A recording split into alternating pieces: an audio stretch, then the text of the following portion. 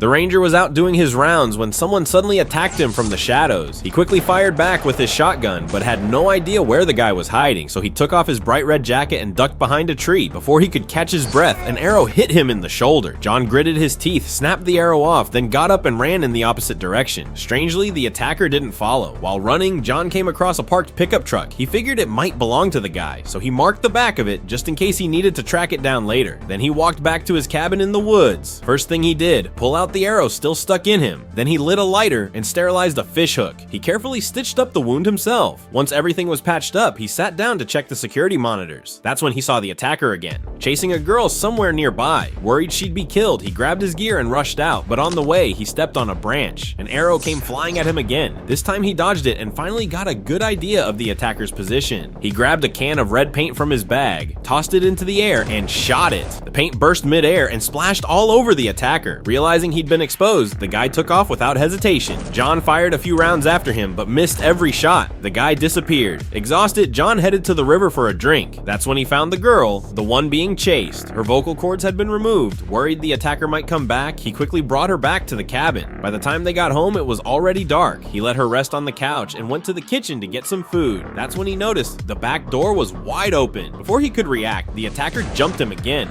John was still injured, so he didn't stand a chance. He was thrown across the room.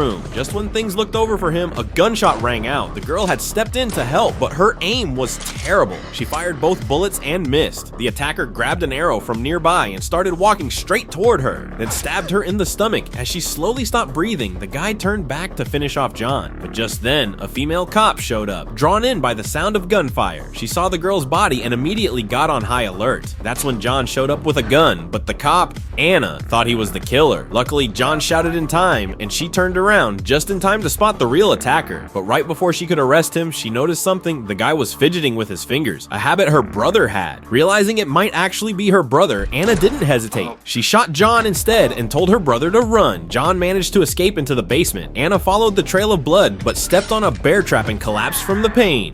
The next morning, John drove to his ex-wife's place. Her current husband happened to be the town sheriff. The sheriff wasn't exactly a fan of John, but he knew he wasn't a bad guy. After hearing the whole story, he took John to a forensic friend to get his wounds treated. Then he arrested Anna's brother, but the guy had an alibi, which meant he wasn't the killer. And just like that, the trail went cold. 2 weeks passed. John was back on his feet and went out to buy some supplies. That's when he saw it, the same pickup truck from the woods. He was sure the driver was the attacker, so he jumped in his car and started chasing him down.